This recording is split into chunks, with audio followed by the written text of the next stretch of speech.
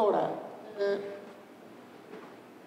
abbiamo visto che siamo su un terreno sismico, ce l'hanno detto prima i due geologi della regione, e quindi dobbiamo convivere su questo territorio. Il Vittorio Veneto è collocato a nord della provincia di Treviso e da un punto di vista amministrativo si trova sull'area definita zona 2, quindi in quei comuni che possono in qualche modo essere soggetti a terremoti abbastanza forti.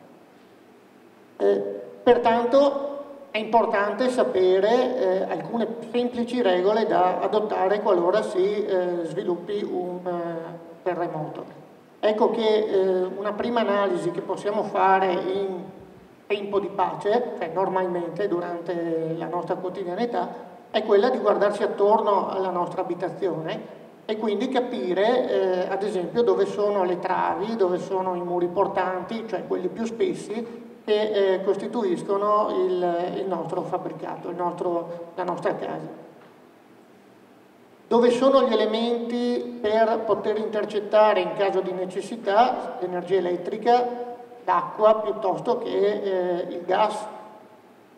Questo sembra scontato, ma vi assicuro che in provincia di Treviso su un anno circa 300 interventi vengono svolti per, ad esempio, chiudere i rubinetti dell'acqua quando si rompe il flessibile a casa delle persone. Una volta questo non accadeva, ma i vigili del fuoco sono chiamati anche in questi casi per limitare i danni, ad esempio all'interno dei condomini su chi sta sotto, su chi abita nell'appartamento sotto, il che significa che la gente ha perso l'abitudine di andare a guardare quelle semplici cose che possono in qualche modo tornargli utili in caso particolare. Cerchiamo di capire dove sono gli spazi aperti vicini all'abitazione in modo tale da poter in qualche modo recarsi allorquando c'è una scossa e subito dopo questa. Vedremo però che prima dovremo fare alcune cose.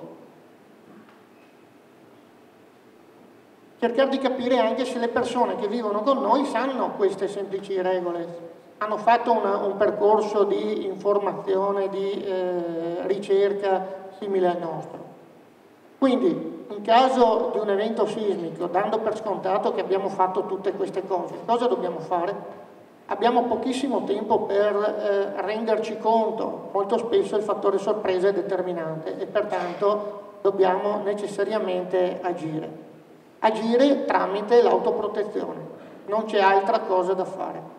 Quindi cercare di capire cosa sta accadendo, ricordarci queste piccole regole per poter in qualche modo limitare il danno.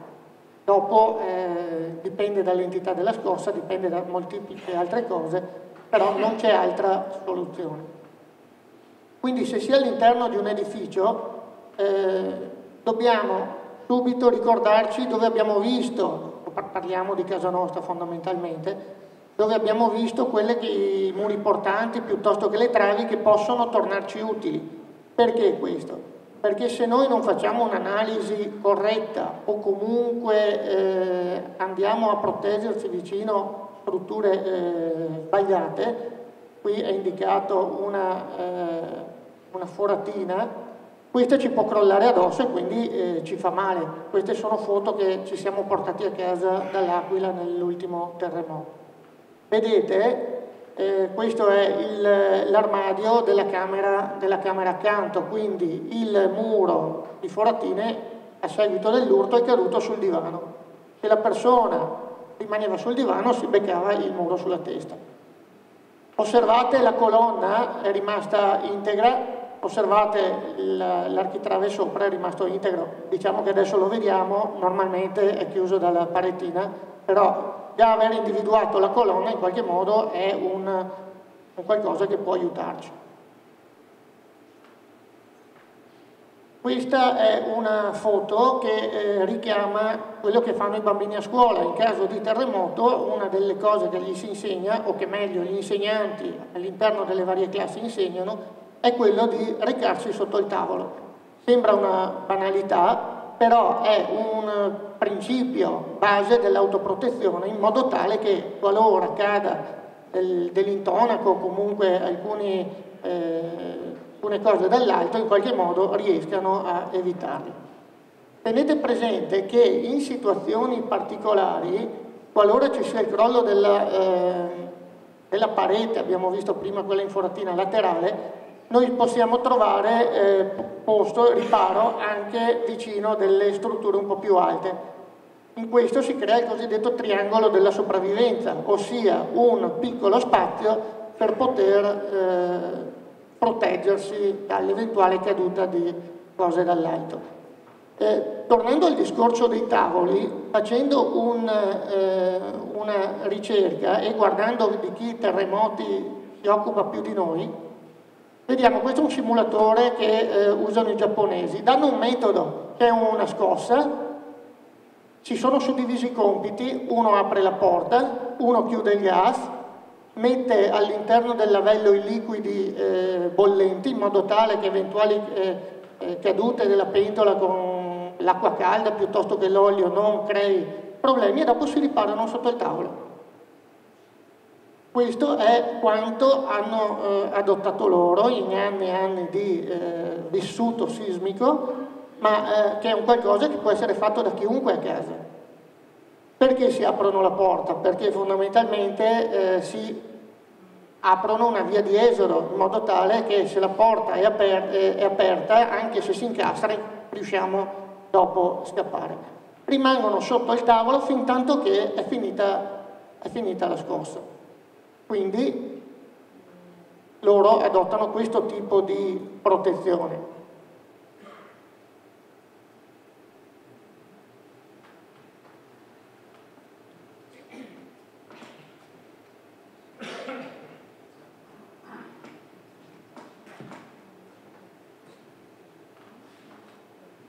Tenete presente che in caso di sisma tutto ciò che all'interno della casa si trova in quota in alto, su pellettili piuttosto che sopra gli armadi, tende a cadere. È una legge fisica. Quindi attenzione che possono caderci addosso degli oggetti, ma anche i vetri che sollecitati si rompono e quindi tendono a ferirci. O comunque se si è di notte scalzi, questo ci può procurare delle ferite ai piedi. Tenete presente ad esempio in vari uffici pubblici o comunque in determinate porte che sopra la porta vera e propria c'è il sopraluce che è in vetro, quindi attenzione che se si rompe questo e uno sta attraversando la porta cade il vetro e rischia di farsi male perché il vetro gli cade proprio in testa. Questa è una foto che abbiamo scattato all'interno di un appartamento, è venuto giù la paretina a metà con tutti i mobili attaccati. Teniamo conto che ci si trova in situazioni veramente particolari. In questo caso l'autoprotezione al di sotto del tavolo è stata fondamentale per quelle persone che erano all'interno. È normale che uno durante una scossa sismica voglia scappare. Bisogna controllarsi e cercare di rimanere all'interno adottando quelle misure di autoprotezione che ci siamo detti finora, perché non è detto che le scale esistano. Le scale in genere è l'elemento debole della struttura perché sono tenute solamente da un lato. Nel caso di specie la persona che stava scappando ha fatto il primo giro di scale e quando è arrivato qui purtroppo la parte superiore della rampa gli è caduta addosso e quindi non è riuscito a fare altro. Anche i terrazzi che apparentemente uno dice vado fuori e mi proteggo possono essere pericolosi perché possono cadere delle malte esterne, come in questo caso, piuttosto che dalla parte superiore dell'intonaco. Questi sono tutti strutture di tamponamento che a seguito della scossa si sono staccate e sono cadute sul terrazzo stesso.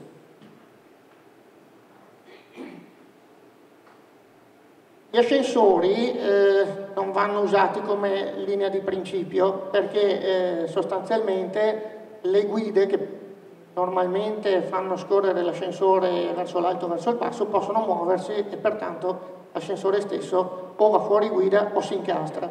Quindi ammesso, non concesso che ci sia ancora l'energia elettrica, questi, una volta che si è dentro, dopo è difficile uscire. Passata la scossa, quindi dopo aver adottato tutte quelle misure che ci siamo visti, possiamo uscire, però facendo molta attenzione, soprattutto dove mettiamo i piedi, cosa c'è sopra la nostra testa, e in qualche modo facendo un'analisi di quello che possiamo vedere. Tenete presente che se il sisma avviene di giorno, in qualche modo sono favorito nel vedere, se è di notte spesso va via la corrente e quindi siamo nel buio totale. Perché dico di prestare attenzione? Perché se si esce, a maggior ragione durante la scossa ma anche dopo, questa è la situazione che possiamo trovarci, quindi la caduta di tegole che ci può colpire, quindi molto spesso conviene rimanere dentro per evitare danni di questo tipo.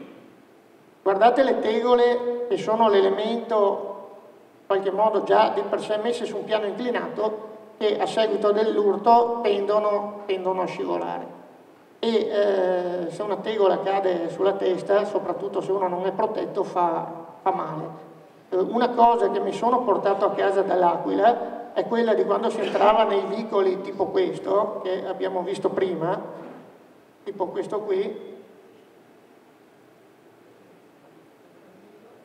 Ecco, tipo questo, e le tegole, malgrado fossero passati diversi giorni, tendevano a scivolare comunque, per effetto del vento, per effetto della pioggia, quindi in qualche modo si camminava sui vicoli e si doveva controllare sempre davanti come era la situazione. Normalmente noi eravamo protetti con l'elmo e quant'altro, pensate però in una situazione dove dove si tende a scappare fuori. Finché cadono le tegole sono piccoli pezzettini di laterizio o quant'altro, ma se cadono camini o comunque cornicioni, questa è la situazione che possiamo trovarci, frammenti di notevoli dimensioni che sicuramente feriscono e fanno male, se non addirittura portano al decesso della persona.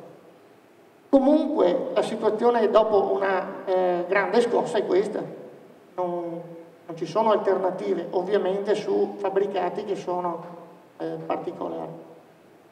Attenzione anche a dove si mette i piedi.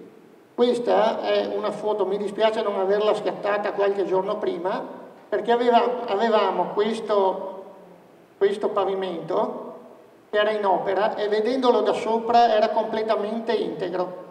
Dava proprio la sensazione che fosse un pavimento senza alcun problema.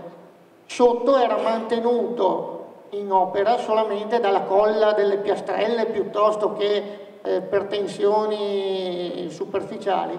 Dopo qualche giorno è crollato e questo è il risultato. Pertanto quando ci si allontana è bene sempre verificare, tastare dove mettiamo i piedi, perché non è detto che ci sia il pavimento. Pensate di notte quando non si vede. Fuori si trovano anche situazioni di questo tipo molto instabili e precarie. Vedete questa facciata del cornicione. Se siamo all'aperto già la situazione è più facile, nel senso che in qualche modo dobbiamo solamente preoccuparci di guardare cosa possiamo avere sopra la testa. Quindi se ci sono tralicci, linee elettriche o quant'altro, perché queste possono in qualche modo cadere e coinvolgerci nella caduta. Se si è in auto, al di là che se uno è in auto e sta correndo e sente il terremoto vuol dire che è bello forte, perché difficilmente correndo su una scossa media ci si rende conto. Diciamo che è opportuno non fermarsi in prossimità dei ponti, perché in qualche modo possono essere lesionati, o qualora riesca a riconoscere un terreno insidioso per frane o quant'altro in prossimità di questi. Dopo la scossa abbiamo visto in qualche modo che è opportuno chiudere, qualora siamo ancora in grado di farlo, perché non è detto che questo sia fattibile, di intercettare il gas, l'acqua e l'energia elettrica. in particolare il gas, perché una fuoriuscita di gas, laddove trovi un innesco, determina un incendio e quindi c'è il problema sul problema. Se c'è la possibilità, soprattutto chi assume farmaci particolari, è bene che se li recuperi e li porti con sé insieme ad eventuali documenti. Se c'è la possibilità, si dà una mano a chi è vicino. Qualora però non si è in grado, è opportuno uscire, quindi mettersi al riparo, mettersi all'esterno per evitare conseguenze su se stessi e segnalare al soccorso qualificato l'ubicazione della persona, in modo tale che si vada a colpo sicuro nell'individuare la persona che è rimasta all'interno dell'abitazione. Non si rientra nell'edificio, rientrare vuol dire comunque esporsi ad un rischio, abbiamo visto gli edifici lesionati prima.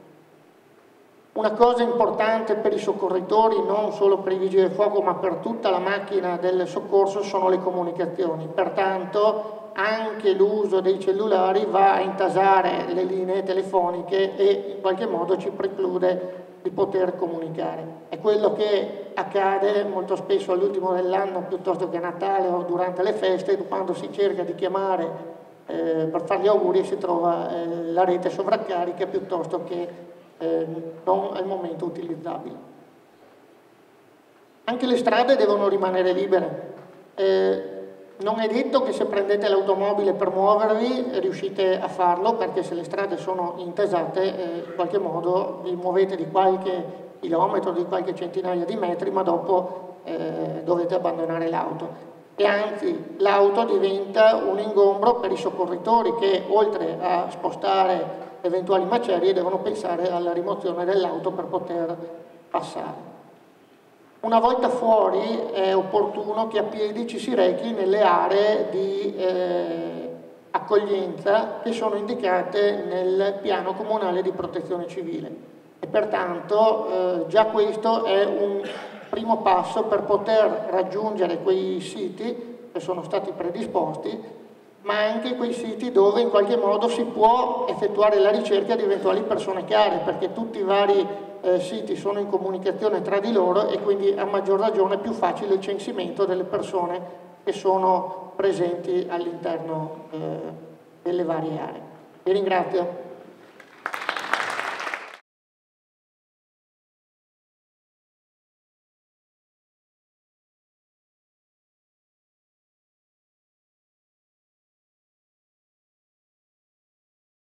Il primo aspetto riguarda in modo particolare la pianificazione, cioè la gestione emergenziale, che è un po' per gli addetti ai lavori, come diceva giustamente l'assessore. Il secondo aspetto è un po' la cosa che riguarda più noi, la pianificazione più diretta. Pianificare vuol dire gestire in qualche maniera delle azioni prestabilite, cioè azioni che hanno degli step ben precisi proprio per evitare situazioni di confusione, di stress e di panico nella gestione proprio delle... Questo è fondamentale. Nel nostro piccolo anche la nostra gestione proprio di autoprotezione con la conoscenza del luogo dove siamo innanzitutto, perché a seconda di dove siamo sappiamo quali sono i fondamentali comportamenti da adottare in caso di necessità. E questo è la conoscenza attraverso questa cultura promozionale della protezione civile. Cioè, una cultura che che parte, diciamo così, fino dalla cultura proprio didattica delle scuole per arrivare alla gestione e pianificazione, quella più elevata a livello nazionale, quelle istituzionali, e poi alla gestione regionale, provinciale e comunale. Esiste poi la pianificazione che io definisco più ridotta ma fondamentale, che è quella della pianificazione familiare. E questo è fondamentale perché pianificare a livello familiare vuol dire conoscere anche a livello familiare cosa ognuno ha, cosa ognuno deve fare. Lo ha detto bene prima il collega di Vigili del Fuoco, ognuno aveva una sequenza diversa da fare proprio per pianificare anche a livello familiare, cioè dividersi un po' i compiti. Facciamo una presentazione molto sintetica e veloce. Questo non è il piano, è una presentazione di conoscenza di quello che è un piano di protezione civile. Molto complesso sotto l'aspetto perché garantisce a persone che non conoscono il territorio dell'eventualità di intervenire qua a Vittorio e di poter gestire il livello proprio di emergenza primaria, che è fondamentale. Questi sono i cosiddetti rischi generali sul territorio nazionale che sono presenti anche nel nostro territorio, magari in misura meno rilevante. Sono il problema delle esondazioni. Noi per fortuna abbiamo un'asta fluviale che è quella del Meschio, che non crea grossi problemi di esondazioni, però crea dei disagi ed è bene prevenire anche questo aspetto qua, e nel piano c'è anche questa prevenzione. Il problema delle alluvioni, noi siamo stati interessati marginalmente, ma avete visto nel territorio veneto i disastri che hanno causato appunto il discorso alluvionale. Questo era Pordenone negli anni 4-5 anni fa, sotto il ripamento appunto del fiume.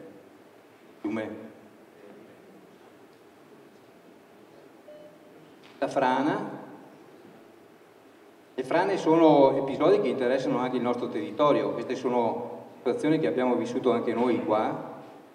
Questa per esempio è la frana di San Lorenzo, vedete la chiesa di San Lorenzo, che ha interessato un rilevante parte del versante. Poi abbiamo il problema sismico che è già stato ampiamente discusso e affrontato. Nel nostro territorio vittoriese, questo a livello nazionale, abbiamo il 40% della popolazione residente che abita in zone, in aree a rischio. Il 64% dell'edificato in queste aree non è adeguato a norme e 120.000 persone sono decedute nell'ultimo secolo. Sono cifre che fanno pensare e prendere anche delle considerazioni in merito, anche per il discorso. Poi c'è anche a disposizione qua il presidente dell'Architetto Antoniazzi, che potrà anche dire qualcosa in più in merito sul discorso della prevenzione proprio delle costruzioni. L'erosione, vedete, sono forme erosive legate un po' al discorso di e poi il rischio chimico industriale.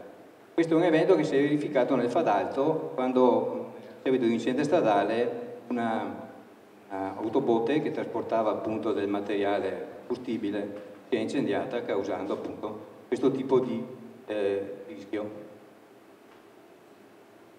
Questa è la De Longhi.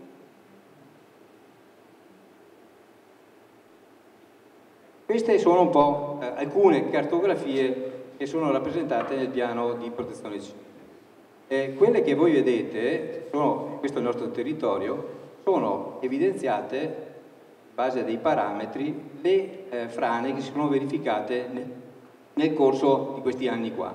E ogni volta che succede un evento si va a aggiornare quelle che sono le cartografie, in modo che così possiamo vedere anche dal punto di vista dell'edificato, di qualsiasi altro tipo di sistema di protezione idoneo per poter sopperire. Questa è sempre la carta delle pericolosità frane divisa per territorio. La parte sud è meno rilevante, meno collinare. Questa è la parte nord per quello che riguarda la vulnerabilità sismica, con una serie che sono cartine prettamente così illustrative, per poi nel dettaglio entrano dentro con una serie di sequenze diverse. Il rischio delle risorse, non so se si vede bene, comunque ci sono evidenziati i centri di smistamento, i manufatti, i magazzini, le risorse, tutta una serie di cose, poi le varie viabilità, poi vedremo anche una cartina con una certa dinamica, così si può vedere anche come funziona.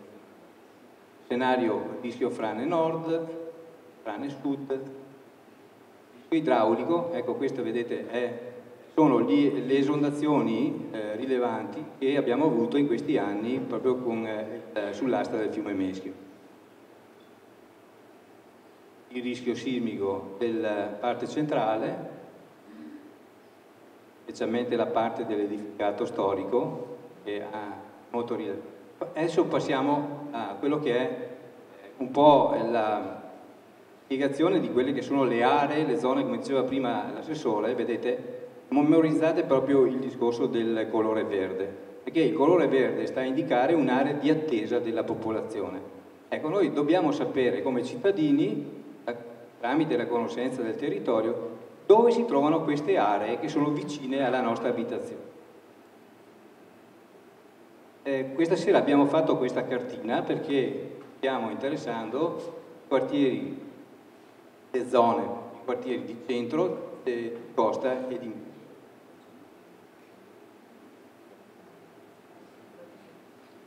Ecco, allora, in questo dettaglio, vedete, che interessa appunto quest'area qua, ci sono le aree, quelle che vedete delimitate con il campo verde, sono le aree di attesa. Con i percorsi delle aree di attesa, generalmente sono tutte aree pedonali, perché poi saranno appunto, come diceva prima giustamente l'assessore, soccorritori che prenderanno cura le persone che vanno a stabilire in quelle aree là, e adesso le vediamo proprio nel dettaglio. Questa è quella che interessa la zona del centro, è l'area Fender. Vedete dove è ubicata? La parte, diciamo così, verso est della stazione ferroviaria di Vittorio. Un'area molto ampia, pianeggiante, con delle strutture, in modo da assicurare la possibilità, è distante da qualsiasi tipo, vedete che area ampia, di rischio per quello che riguarda qualsiasi tipo di evento. L'altra area è l'area del campus scolastico di Via del Carso. Siamo proprio dove ci sono le scuole, fronte al cimitero di Sant'Andrea, così. Dietro ci sono delle vaste aree molto sicure e accessibili. L'altra area è l'area centrale della palestra degli impianti sportivi di Via Dante. La palestra del liceo viene definita. C'è un ampio campo scoperto con anche la palestra e un terrapieno cemento. Poi abbiamo il campo sportivo Parison comunale, che penso che sia a conoscenza di tutti dove è ubicato, fino alla rotatoria nuova con via del Consiglio. Via. Ecco, questa invece è un'area diversa. È un'area diversa perché la pista di atletica, vedete che è segnata in rosso, è il piazzale proprio di piazzale definito Consolini, che è qua dietro, è la sede del COC. COC è il Comitato Operativo Comunale, dove si gestisce e si pianifica l'emergenza e fa capo al sindaco, è lui che praticamente dirige tutte le operazioni eventuali. Ecco, qui andiamo nel dettaglio, la vedete, conoscenza penso di tutti. La zona è molto ampia, sicura, quella dell'area FEN. Questa è quella del campus scolastico Carso. Ecco, questi sono i cartelli, un esempio di cartellonistica che voi troverete proprio di fronte al cimitero, che sta a indicare che quella è un'area di attesa. Non sono proprio tutte segnate le aree di attesa, perché sono molte nel territorio, però quelle tantissime qua in centro sono segnate proprio per dare indicazioni di quali sono le. Questo è l'impianto sportivo di Via Dante, cioè lo stadio Barison, e questo è il piazzale Consolini. L'area di ricovero, appunto, che è quella che si afferisce al centro cittadino, poi ne abbiamo un'altra che è per logistica ubicata in quel di Nove, dove c'è appunto la sede. Questo è l'interno del COC, è un fabbricato che è puramente antisismico, non ha nessun tipo, i vetri non sono vetri, sono in plexiglass, dura sopra, che siamo in una estrema sicurezza. Ecco, queste sono le aree di prossimo inserimento. Quando abbiamo fatto il piano non c'era ancora questa struttura e verrà inserita proprio a breve anche questa struttura come area integrativa, perché è molto adiacente, comunicante con l'area di ricovero di Piazzale Consolini. Anche questa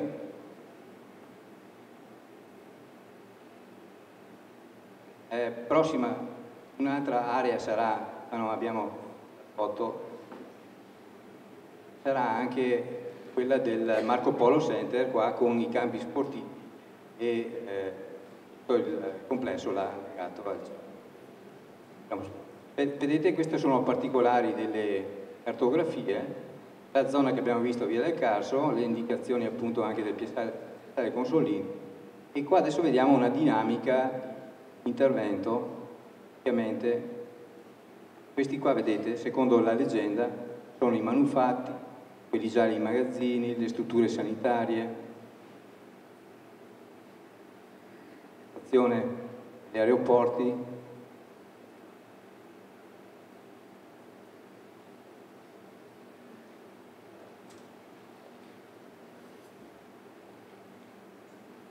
Vedete, quello blu a destra è l'ospedale, è l'eliporto praticamente per i 118. Quello che vedete puntino blu, si intravede la zona di atletica. Questo è un ortofoto, praticamente abbiamo il controllo anche del territorio, ci sono mappe all'interno del piano appunto che prevedono anche la sovrapposizione. Poi è integrata con un sistema geomedia, un supporto tecnico regionale dove vengono automaticamente inseriti dentro delle banche dati e riusciamo a sapere dove ci sono delle persone in difficoltà per poter intervenire, prestare primo servizio di assistenza, quelle persone appunto che hanno necessità di essere aiutate in modo particolare perché persone non autosufficienti.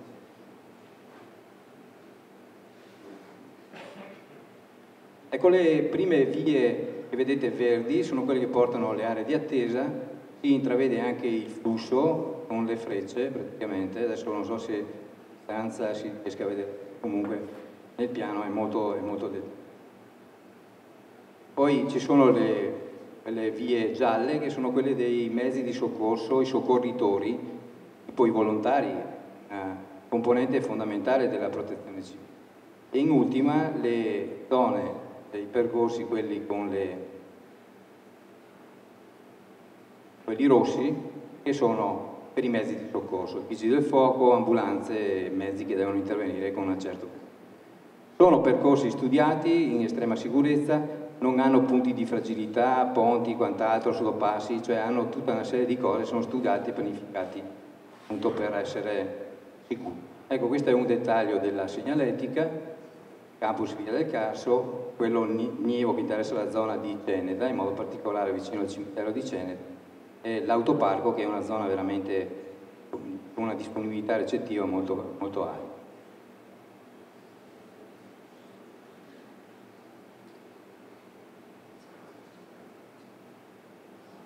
Ecco, permettetemi una considerazione finale che ho trovato un po' riassuma quello che abbiamo sentito tutti i relatori che mi hanno preceduto. Per gestire una crisi occorre saper imparare rapidamente. Per imparare rapidamente nel corso della crisi è necessario aver già imparato molto tempo prima. Questo era un grande pianificatore.